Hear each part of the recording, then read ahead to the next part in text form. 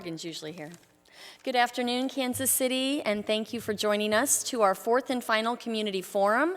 I'm Leslie Alford. I'm the Communications and Development Manager for Kansas City, Missouri's Park and Recreation Department, and I'm honored to be here today to introduce you to Brian Platt. Brian currently serves as City Manager for Jersey City, New Jersey. He previously served as Jersey City's first Chief Innovation Officer and established the city's Office of Innovation in 2015. His previous work experience includes management consulting with McKinsey & Company and serving as a kindergarten teacher with Teach for America.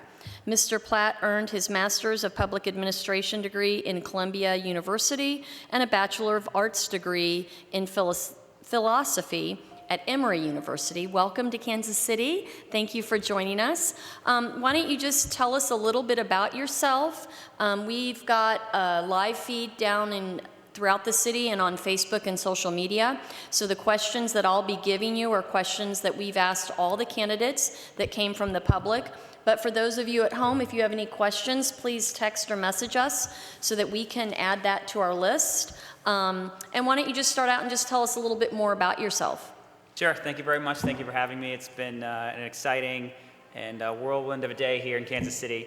But I've very much enjoyed meeting people here, learning about their experiences, learning about the challenges and the successes of the city, and sharing my own experiences. As you mentioned, I have been working for Jersey City for some time now, formed the city's first Office of Innovation. I've been focusing on solving the city's most challenging and complex issues for my entire tenure working for Jersey City. And it varies between a lot of functions and a lot of community and neighborhood needs, all with the intention and the focus of creating a more fiscally prudent and efficient government operation, focusing on ways that we can better improve quality of life for residents, and finding ways to better leverage data and technology to improve decision making and service delivery. I'm happy to be here answering questions for everyone, and I know we have not a lot of time and a lot of questions, so happy to just dive right in. That's great. And just tell us a little bit about your family, and you mentioned that you have a family tie to Kansas City. Yeah, so on my wife's side, my father-in-law and his family have roots here in Kansas City. He was born and raised here. I still have some family in the area.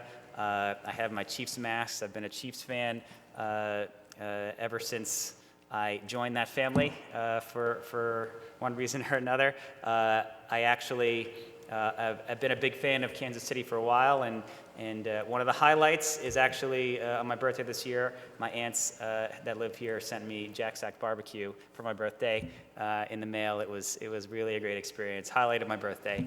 No offense to everything my wife did for me that day. But yeah, so Kansas City is not unfamiliar to me at this point. That's great. Well, that segues very well into our first question as to what interests you about Kansas City and why did you apply for this position?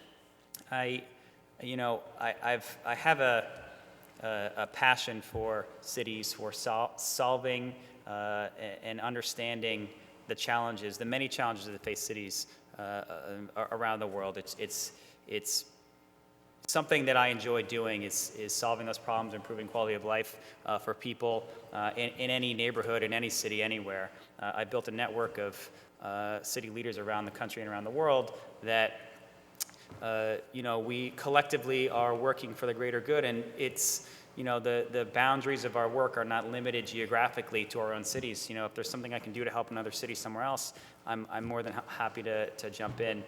Kansas City is an interesting and unique place. It has many different types of challenges that are interesting, that are intriguing to me in that sense. And there's a lot of potential and opportunity here. I really liked meeting and understanding more from all of the people that I've met here. The people here have a lot of passion and pride for Kansas City. There's a lot of potential. There's a great foundation for progress and moving things forward here, and it's a really interesting place. Awesome. What do you think are the biggest challenges facing Kansas City, and how do you plan on addressing them alongside with the mayor and the city council? I've I'm obviously not an expert in all the issues that Kansas Cityans face, but I think there are some very obvious ones out there. My role is not to necessarily tell the people of Kansas City what their most pressing issues are and the best way to solve it. My role is merely just a facilitator of solving those problems to find what I've been referring to as the best right answer. There are often multiple ways to solve a problem, multiple solutions that all could theoretically be a way to move forward given a certain challenge and certain circumstances. But the key is to have a community-driven collaborative approach. I am not the one that's going to tell people this is how it has to be. My approach is let's engage with the community, let's speak with them, let's speak with key stakeholders and leaders, work with the city council and the mayor, and figure out what is going to work best for the city. Obviously, crime seems to be a hot topic, and there are possibly a lot of ways that we can move forward there. In Jersey City, we've had a lot of success reducing crime over the years. We've done a lot of things that may work great in Jersey City that may not work great here. I'm not going to say that I'm definitely going to bring all those things that we've done in Jersey City here because they worked in Jersey City. That's certainly not the best approach. I will say, though, that the things that we've done were community-driven. We've worked with our communities across the city to identify their greatest needs when it comes to public safety, to find community-led solutions to those challenges, and work with them and do the things that they are asking for in the interest of solving those challenges, for example. Okay, thank you. How strongly does data-informed decision-making factor into your management style? Will you please share an example where you've championed the use of data in an important city decision? I have a lot of examples. I could probably talk for the rest of the time here on examples of successful use cases of data to inform and guide decision-making in a positive way. We've used police data, for example, crime statistics to reallocate resources to help reduce crime and to make our operation more efficient. Some of the interesting things we've done, though, involve creating systems and implementing new tools that generate robust data sets in the first place. One of the challenges that city governments face all over the place is not having the right amount of data, not having the right data to make the most informed decisions. So, for example, a couple of examples that I've mentioned today earlier, we're installing sensors in our sewer system to monitor the temperature and the flow and the volume of water moving through our sewers, which will help us better understand the impacts of rain, the amount of rain that flows, where it goes, what triggers an outfall, and where those outfalls occur first.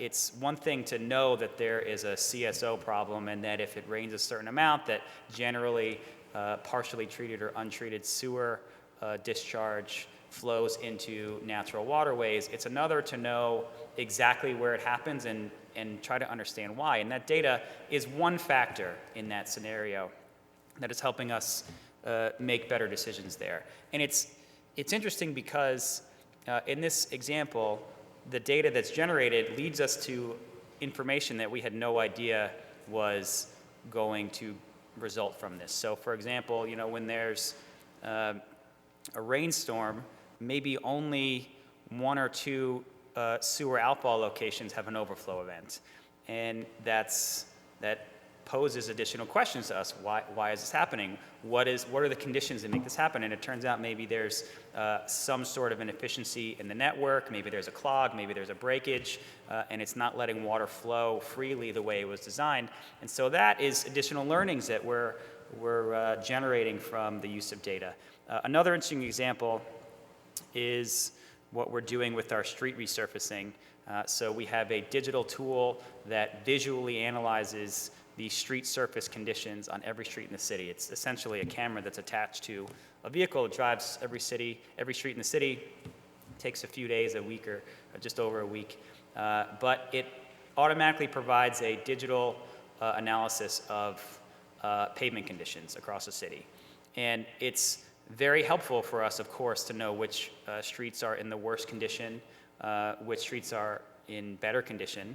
Obviously, we can target those streets in the poorest condition in a equitable and fair fashion, meaning that it's not just people who are closest to the administration or are the loudest on social media, for example, saying we need to fix our street. We have a clear and unbiased viewpoint of the entire city in that sense. The other interesting thing there, though, is if you do this sort of thing on a regular basis, it allows you to get a better understanding of what streets are deteriorating more rapidly than others, and helps us actually predict what streets we may need to resurface in the future. And the benefit of that is we're not waiting until the street is beyond repair and requiring an exponentially more expensive restoration and improvement process. We can get ahead of it. We can do certain things to help maintain the pavement quality. We can do less expensive and more efficient repair and maintenance that allows us to save a little bit of money and understand where the biggest challenges are and keep our infrastructure as operating as efficiently as possible. Well, we'll be talking about streets in a second, but Right. I was interested on your sensors. Are those expensive, and do they really help with flooding alerts and such? They're very new, so we partnered with a startup on these sensors, and one of the things that we've been doing in Jersey City is I like to describe it as being a sandbox for the future and for innovation. And so I personally am encouraging to any people, any groups, any tech companies, for example, that have an idea that might be beneficial to helping cities run more efficiently and be a new type of project or initiative that might help us provide services better, whatever it's going to be.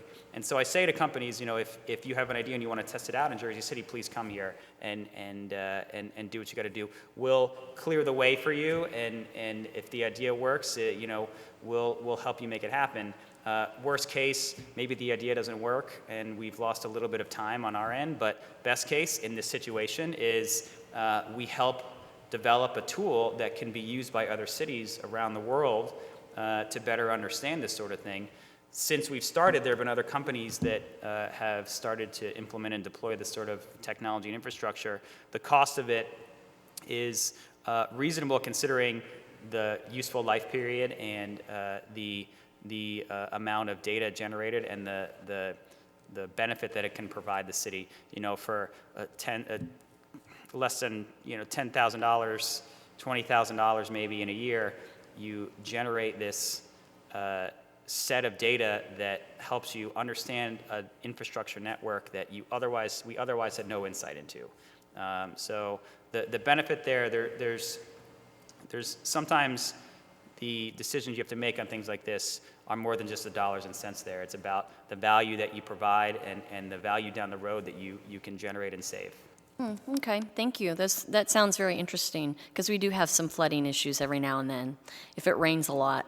I just want to remind everybody at home, if you have questions, you can message those on Facebook, because we'd love to hear from you. And if there's anybody in the audience that wants to ask a question, you can just come up to the mic and we'll fit you in. Our next question is, will you use the assistant city manager structure to assist in the day-to-day management of the city? And if so, how do you envision that working? I don't know if I can comment specifically on exactly how the city would function if I were to become the city manager. I definitely strongly believe in spreading out the workload. I don't think any one person can do everything.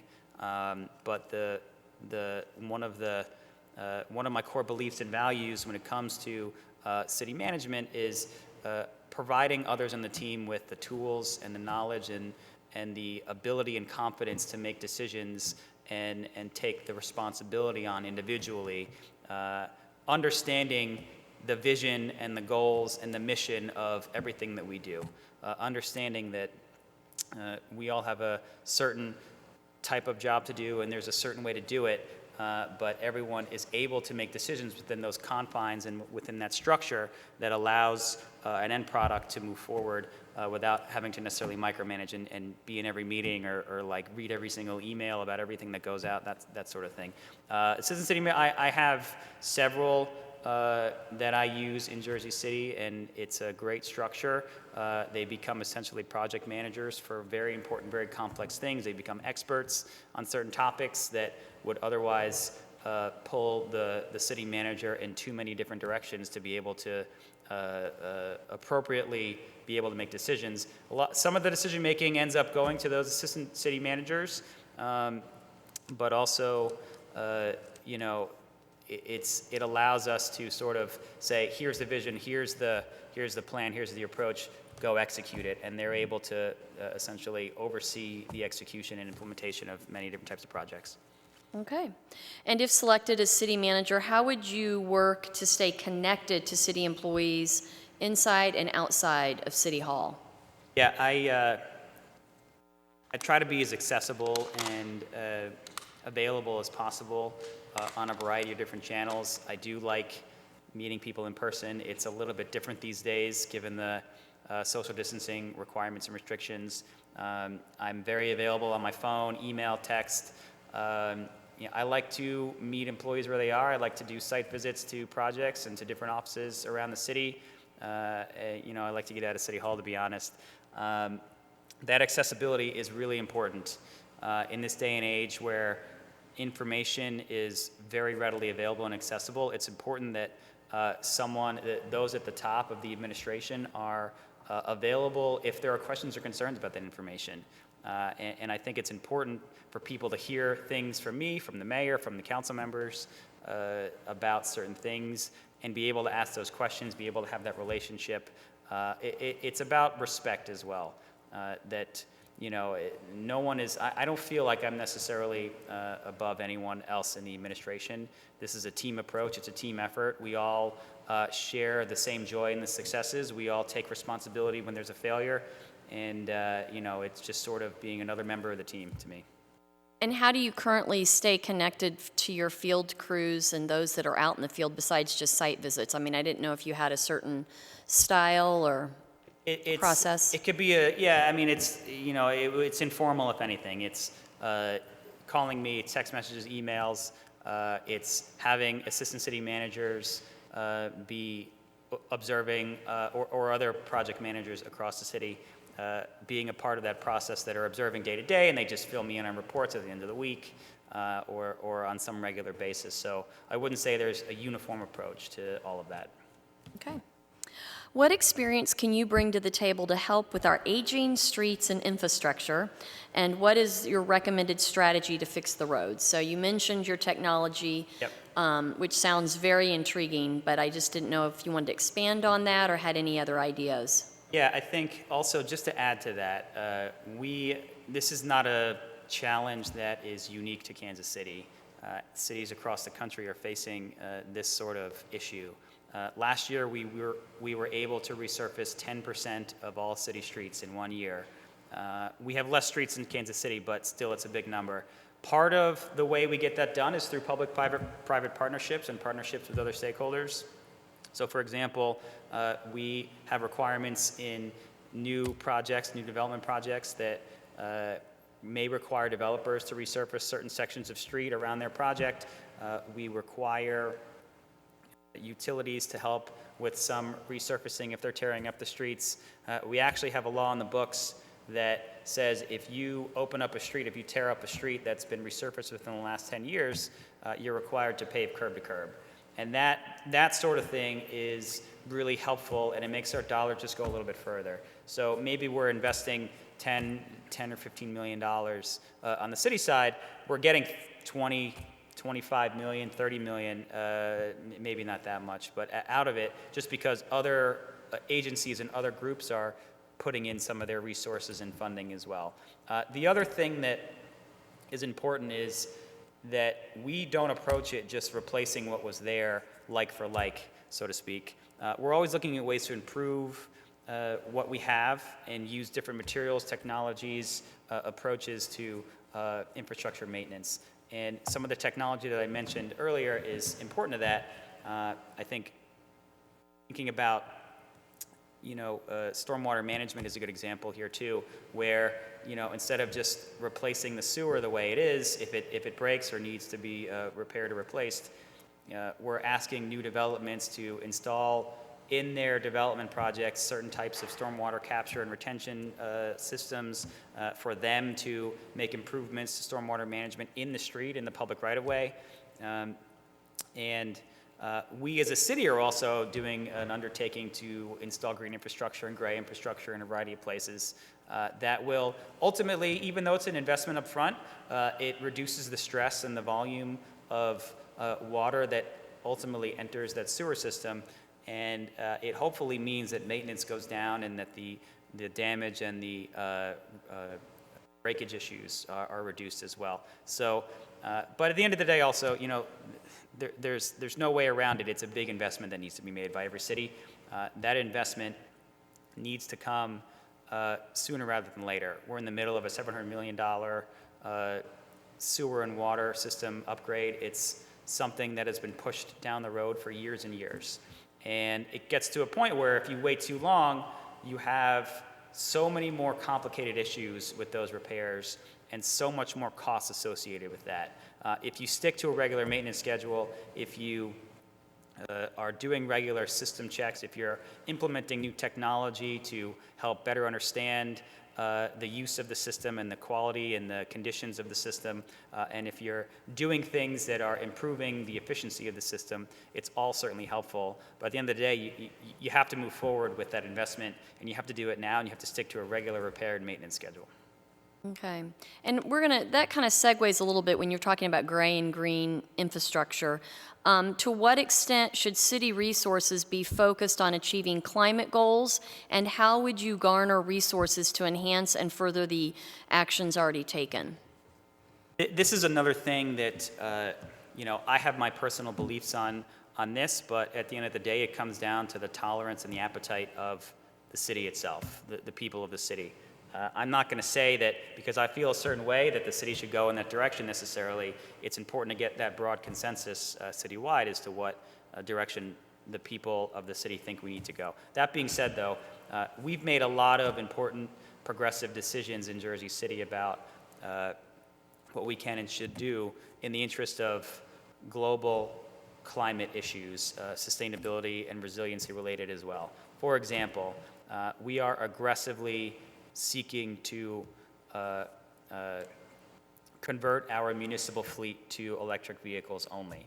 We have a policy that we just enacted this year that says starting this year, 10% of all new vehicles where available must be electric. The goal is by 2030 to have our entire fleet powered by electricity only.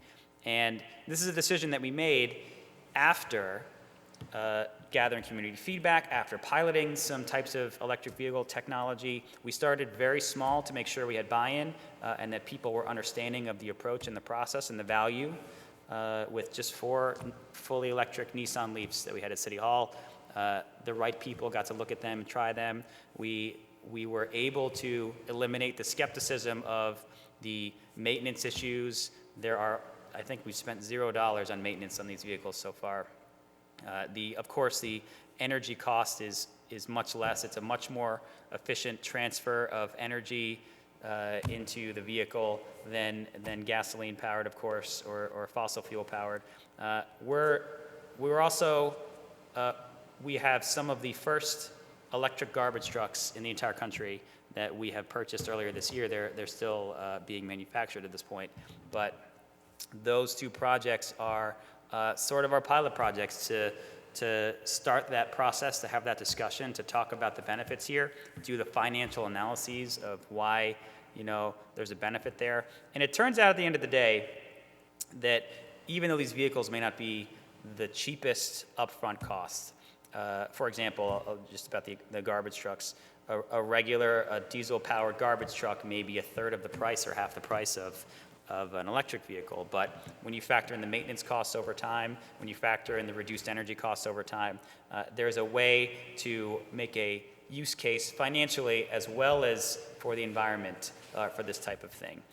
The other benefit that we have with our electric fleet is we've installed a 1.23 megawatt solar array at our public works facility that powers not only the entire facility, it also is connected directly to the electric vehicle charging stations that we've installed there. So it is literally the most efficient way to power these vehicles. The maintenance costs are going to be exponentially lower than a diesel-powered garbage truck, for example.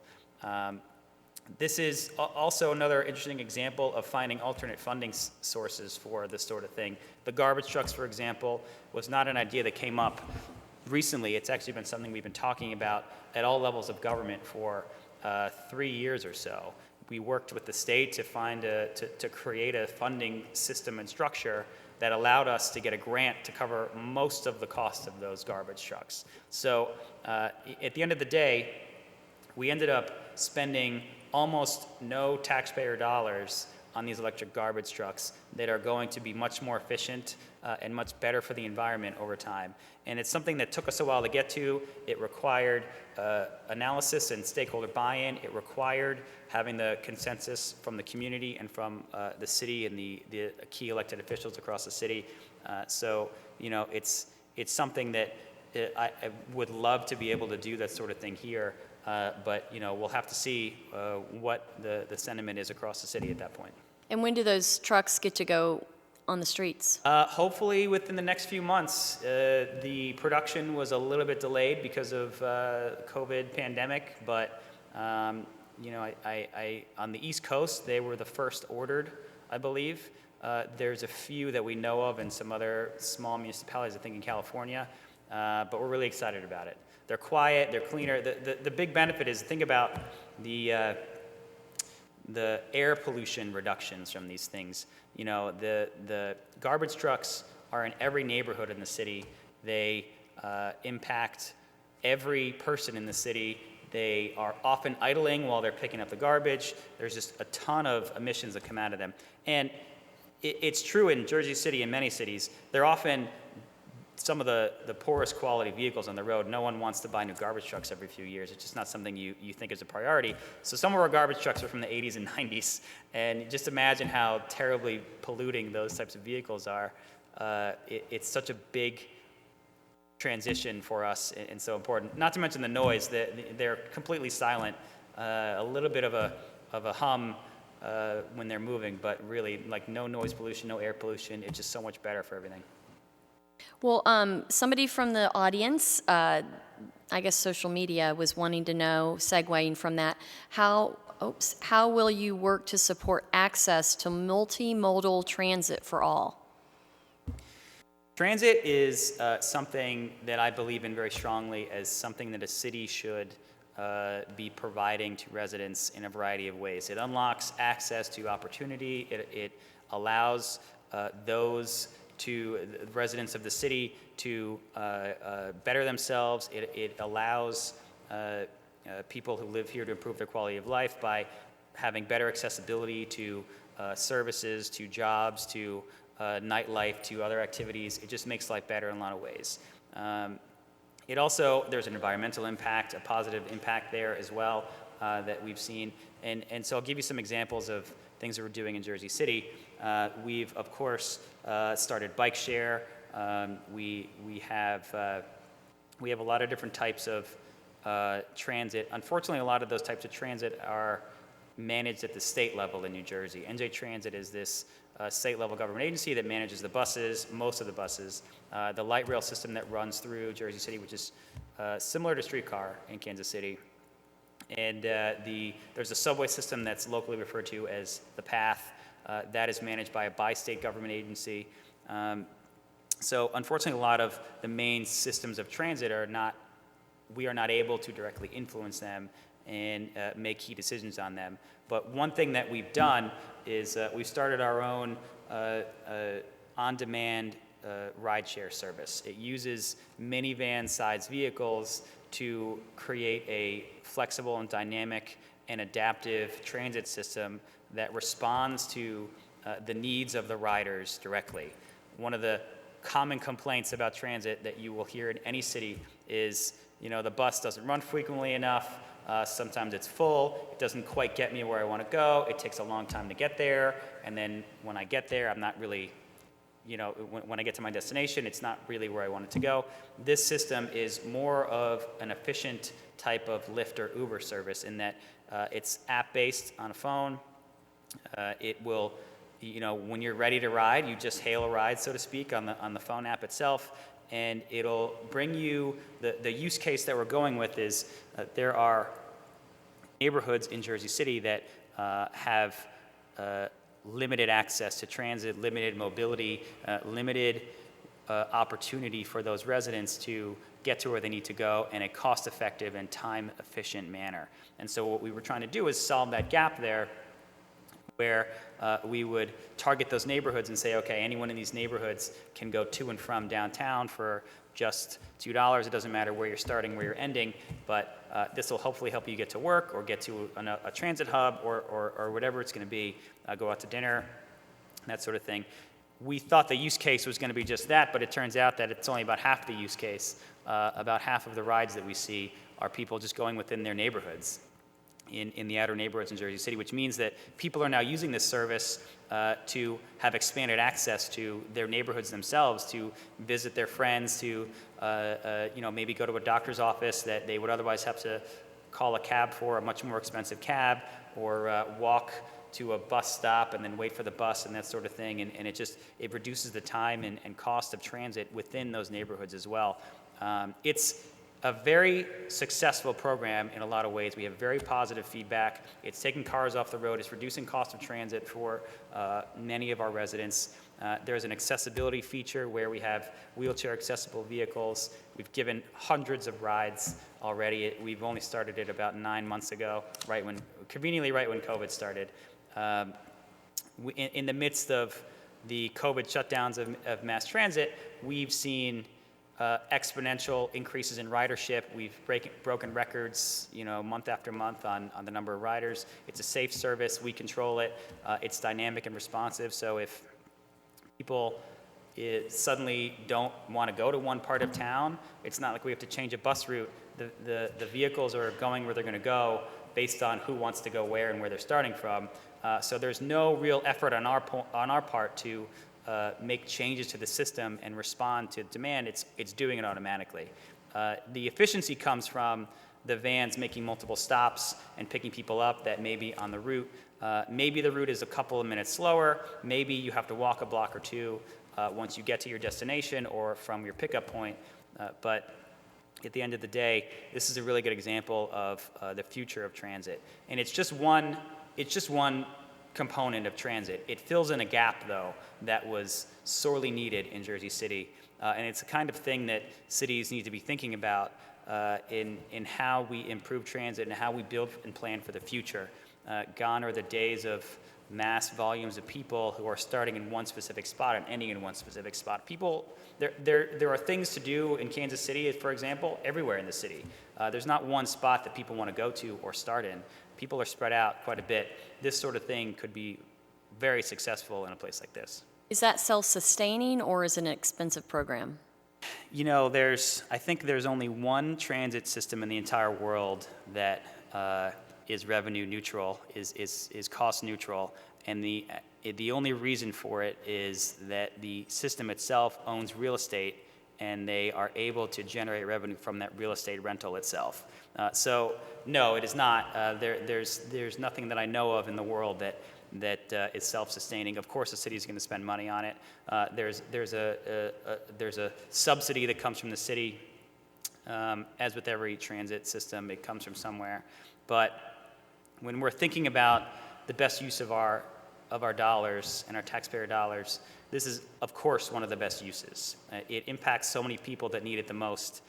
It has so many ancillary benefits, environmentally, reducing traffic, reducing emissions, reducing the capital outlay, so to speak, for people. That puts more money in people's pockets, gives them more time of their day. It's a comfortable ride. Everything about it is great. Of course, we're going to try to pursue alternate funding sources like grants and that sort of stuff. But if there's anything that's worth it, it's this at this point.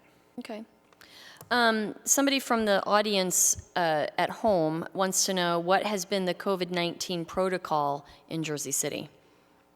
The Jersey City, New York area was ground zero for the outbreak, and when it first began, in March and April were very challenging for us. We had in Jersey City alone, in our 300,000 person city, in the first 100 days, we had 500 people die from COVID. That being said, we took some of the earliest and most aggressive steps to reduce and stop the spread of this virus. We shut things down before a lot of places did. We enacted protocols before a lot of places did. We were trying to be as ahead of the curve as we could. It was different in March and April. It was a new thing. It was an unknown thing. It was perhaps much more dangerous and much more deadly at that time of the life of this virus. And so there was a lot more consensus for that sort of thing back then. It's certainly a challenge now where, there's a little bit of people are becoming more desensitized to hearing about it. It seems like maybe the number of cases is declining or flat in a lot of places. The death rate has decreased quite a bit. People have been wearing these masks for such a long time.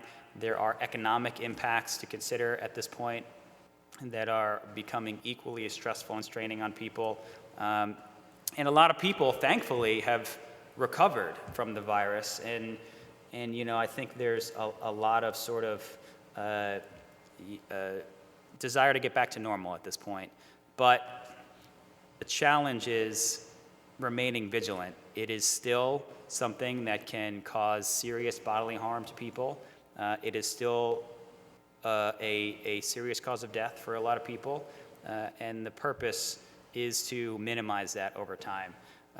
I know that Kansas City faces current challenges with all of this that are not so different than Jersey City has been facing, and it's something that hopefully in the next few months we'll be turning around and saying, as we did in the early days, we had a lot of casualties from this, and we had a lot of grief and a lot of negative impacts. But we feel very confident that the things that we did and the decisions that we made saved lives. There's no question about that. That we did what we had to do. You could always Monday morning quarterback it and say maybe we should have done it this way or that way, but it was totally unknown for us. And it still sort of is. We know a lot, but we still don't know a lot. So, I think that we need to continue those conversations and continue to tweak and modify the approach as necessary. There are people that think about this and work on this every day. I don't mind wearing my Chiefs mask. So, but what are your current protocols that you guys have? Like, we're required to wear masks inside. We're limiting the number of people in groups inside. What are some of the stipulations and protocol you guys have in Jersey City? We have a mask requirement indoors. We have a mask requirement outdoors if social distancing is not possible. We have maximums for a number of people that can congregate in any one place. We have maximums for indoor dining, number of people that can dine inside. We have What is that? What is that 25% you're at in all of 25? New Jersey, yeah. And are some of them building outside spaces? We have outdoor space that's been very successful, but we have a distance requirement for seating in those outdoor spaces. We require, even if you're sitting in those outdoor spaces, to wear a mask unless you're physically eating or drinking. We've implemented on the city side, we've implemented protocols for our own employees to help them better social distance and to be mindful and cognizant of the challenges that they face.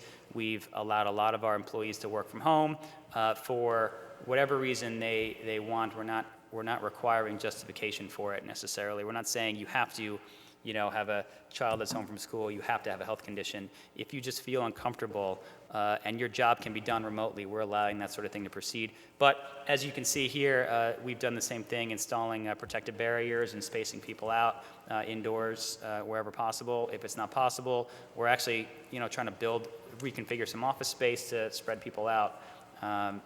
We've also made some changes to, on the city side, our healthcare coverage and benefits. to make sure we're accommodating people who have any issues with COVID. Every COVID-related test and treatment and procedure is 100% covered by our healthcare plan. We've set up our own city-managed testing facilities. We started them very early on. We were one of the first cities to do this in the country, and provided those tests free of charge to any resident. And of course, city employees, we're requiring our city employees to get regular tests every 30 days. And we do, of course, contact tracing like crazy. I mean, we really are aggressive with this. There are, of course, many things we're doing. The masks there's one other component of cleaning our facilities that is important too. We're more frequently cleaning certain facilities, high-touch areas, doorknobs, that sort of thing. We're using different types of cleaning materials that better address the possible spread of the virus. You know, now we know that it's less likely that it's spread from surface to surface. So it's something that we're still doing because, you know, it seems like every so often the information and data changes around this, but we're doing what we can, and we're trying to be as proactive and aggressive as possible, knowing that the impact that it had and hoping that this doesn't come back the way it did. Okay. Well, we're going to change gears a little bit and move into some topics that are always a little more challenging for us at times. But what would you do to ensure the communities are safer and to stop violent crime? How would you involve the community and neighborhood leaders in questions about public safety and public health, especially in less privileged communities? Yeah, so one of the things that I take pride on, that we take pride on in Jersey City, is this collaborative community-based approach to problem solving, and crime and public safety is no exception to that. And meaning that we are reaching out to our communities constantly and using them as partners and collaborators and key decision makers when we're thinking about what we need to do to improve safety and to reduce crime. And some of the things that come out of these meetings and some of the feedback we get varies based on the neighborhood. There are some areas that have higher crime in Jersey City, and we're doing different things there than we do in other neighborhoods. We're really big on community policing. Our police officers building trust with the community and in our neighborhood groups and our key stakeholders in our community. We have visible presence in certain neighborhoods and in areas that have higher incidences of crime. We have made a big effort to do a recruiting effort to make sure that our police force reflects the communities that they serve. You know, we're regularly ranked one of, if not the most diverse cities in the country, and our police force needs to be reflective of that. We are also working on some new approaches to responding to non-emergency issues that may come through the police department. So if someone calls 911 for a non-violent emergency, we can send non-violent service and support, meaning, you know, we could send quality of life inspectors, we can send social workers, that sort of thing. We're just getting that started now and diverting some of those calls from the police. It helps police respond more quickly to those types of calls that they may be more urgently needed. It also helps reduce the stress and the anxiety from a police officer coming if it's, you know, some kind of other type of issue that may not need a police officer, you know, medical issues and that sort of thing. We're also using technology and data to help improve our police response and more efficiently allocate our resources in the right places at the right times. But again, the community impact and feedback loop is most important there. We're really taking guidance from people on the street and identifying what they want. Some neighborhoods, it's, you know, a request for more police officers, and we've worked very hard to get to that point where we have enough officers on the street for those neighborhoods. And it means that there's, you know, sometimes not an equal disbursement of officers across the city intentionally. We're putting them where they're most needed. And I have a good example of this and the benefits of that. We have a housing project on the west side of town that was seeing a shooting or more a week, and we put a fixed walking post at that site, and it's been about, I think, 18 months or so without a shooting in that location. It's a minimal change in staffing that had such a tremendous impact. And if you ask anyone that lives there, they will they'll be so thankful of this small change. And if we even brought up the topic of reducing the number of officers in that area, they would be begging us to please not do that. But it's all there are plenty of resources out there. It's just a question of allocating them in the right way based on the needs of the community and the issues and the desires that they have there. And what's your homelessness like? And I mean, since COVID, we are seeing a larger number of homeless. Yeah, homelessness and unemployment are of course issues that we're facing and cities across the country are facing. We're doing what we can to provide services to them and additional support. We're trying to reallocate resources in that direction. It's a challenge, though. It's a challenge to keep track of the homeless population and serve them in appropriate ways. The social distancing protocols make it hard to deliver the same services that we did before, where we would serve meals or provide resources or materials or whatever it's going to be to the homeless population in close quarters. And I actually used to volunteer at a homeless breakfast program where we would serve 150 homeless people on a Saturday morning, make breakfast for them, but all packed into a small room and in a way that we couldn't do today. So one of the things that's changed there is, the meals are prepared in the same kitchen, but then they're distributed individually and they're given as to-go bags. But the communication of that is difficult. How do we tell the homeless population who may not have a cell phone or may not have any way to get in touch with them that things have changed?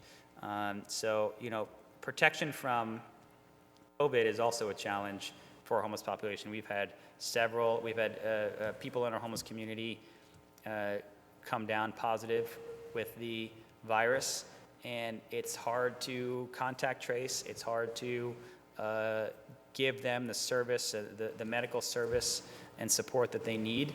They may not always be willing to sort of participate in that sort of thing. So it's absolutely a big challenge and one we're trying to address.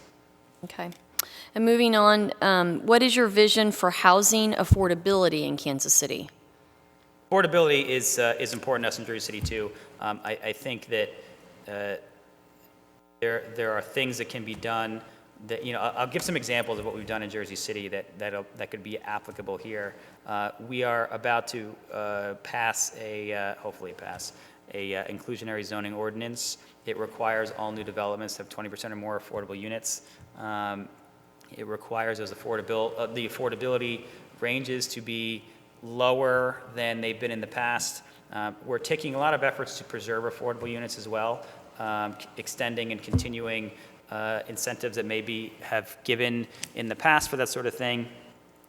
But one of the key ways to maintain and preserve affordability is to, in one sense, continue to build more residential units as much as possible in certain areas to make sure that the supply outweighs the demand. That artificially keeps the market low and is really helpful in that sense to ensure that units stay affordable. One of the also key components of things that we're doing, we're not just concentrating affordable housing development in one neighborhood. We're trying to make sure that it's in every neighborhood, that we are not displacing any resident because of cost, that even if the community increases in value in a certain neighborhood, that there's still affordable units in those communities. But affordability is an interesting discussion because there are people that have housing affordability challenges across the income spectrum. So it's not always the lowest income people who have affordability needs and challenges when it comes to housing. So we're trying to address that across the board and not just the lowest income people in the city. Okay. Yeah, your housing costs are a lot different there than here. What plans do you have to invest in blighted neighborhoods that doesn't result in gentrification? How would you plan and develop the city in a way that helps the Kansas Cityans build wealth equitably? That's a great question. I think I believe in the philosophy of gentrification without displacement. So when you think about gentrification, there can be some benefits from that. Gentrification means rebuilding vacant lots. It means bringing retail and restaurants and other services to an area that didn't have it previously. But doing that in a way that doesn't displace people who live there, that doesn't that doesn't increase their housing costs to a point where they can no longer afford to live there. That the services that go there, that the restaurants that go there are affordable to the people that live there as well. I think there's a way to push economic development into any neighborhood, given the right incentives, given the right partners publicly and privately. And there are discussions to be had that I spoke about earlier today about the types of community givebacks that can result from that development. And this is not really answering the question, but it's important to talk about when you talk about rebuilding some of these underserved and overlooked neighborhoods, is that some of this development that could come in could provide community givebacks and benefits that the city wouldn't otherwise be able to fund or be able to move forward with without a private partner.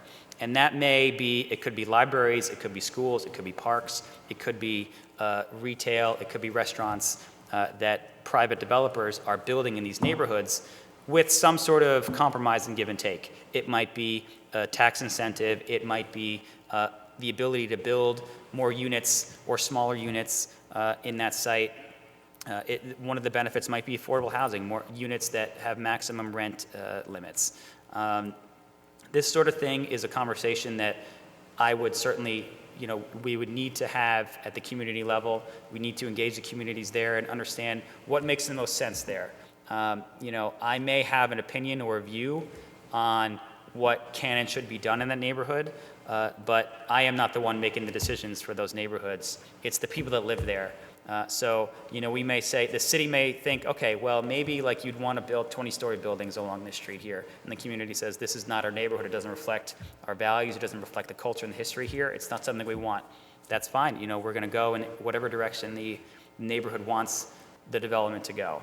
I've had that experience and gone through that process many times in Jersey City. I've had the pleasure of joining a lot of these community meetings personally and being a part of those discussions, and you get to a point where no matter what the answer is, it's the best right answer for that community, and they become the champions of it. They will be helpful in attracting new development and new energy and excitement in that area.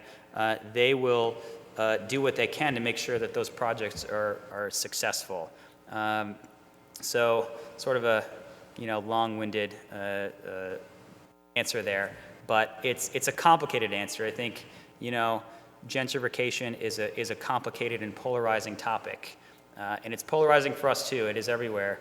We have neighborhoods that have been gentrified in a sense, but what was there before was something that people didn't want, or there was nothing there in the first place. Neighborhoods with literally no residents living there that were just vacant lots, just piles of rocks, have been gentrified in a sense with these luxury condos and apartment buildings that have ground floor retail and high-class restaurants. That can be a benefit if it's balanced in a way that does not necessarily push out nearby residents and provides an economic foundation for the entire neighborhood to succeed. Okay. And you've talked a little bit about this, but is there anything else you want to share as to what your philosophy is on public-private partnerships? Yeah, I'm a big fan of these. As I'm sure you can be aware now, that the public-private partnership is a way to make the city's taxpayer dollars go much further. It's a way to bring things to the community and get community benefits and givebacks that the city wouldn't otherwise be able to pursue on its own using its own funding sources and that sort of thing. So we've done this sort of thing time and time again, driven by the community on what the things that are most important to them. I'll repeat the list. We've done parks, we've done libraries, we've done schools, we've done affordable housing, community centers. It's pretty much, and that list varies based on the neighborhood. Some neighborhoods don't need one or another; they need more of another thing. We've done a few different school projects in one single neighborhood because the need for schools was so high. But at the end of the day, that public-private partnership is very important to building things that the city wouldn't otherwise want to or be able to fund. Okay, thank you. So we've asked a lot of questions, and so we're going to kind of wrap things up. Is there any, do you have a vision for Kansas City for 5 years from now, 10 years from now, that you've thought of? Yeah, I think, if it wasn't clear already, I think the vision for me is not, I am not the one to tell the city and its people what the vision for the city should be for the next 5 years or 10 years. I'm merely the facilitator of the vision of this city. I hope that we can find a way to move forward the projects and the new initiatives that everyone here wants, that the council wants, that the mayor wants. We can find a way to do it equitably and sustainably and fiscally conservatively in a way that we're not going to be spending too much taxpayer dollars on. I think, to me, there could be a lot of right answers, as I've said a few times today, but my focus would be to find the best right answer for every community and every neighborhood in Kansas City and execute on that vision. Okay. Is there anything else that you'd want to share that we haven't talked about, a topic or a area that we haven't touched on? Pass? Pass, okay.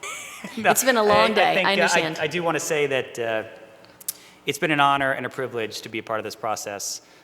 It's been very exciting for me to come here, meet a bunch of people, learn about the challenges that Kansas City faces, and be considered for the role. It's really been an honor for me, and I do want to thank everyone who's participated in this panel and the other panels today, everyone in the administration here that's been so welcoming and spending their time to make this visit and these conversations as productive and meaningful as possible. It really does speak to the passion and the pride that people here have for Kansas City and for this process, and the value that they see in city government, which is special. It really is. Thank you. It's been a pleasure to talk with you today. Thank you, Kansas City, for joining us, and have a wonderful weekend. Enjoy the beautiful weather. Thank you. Okay. Thank you.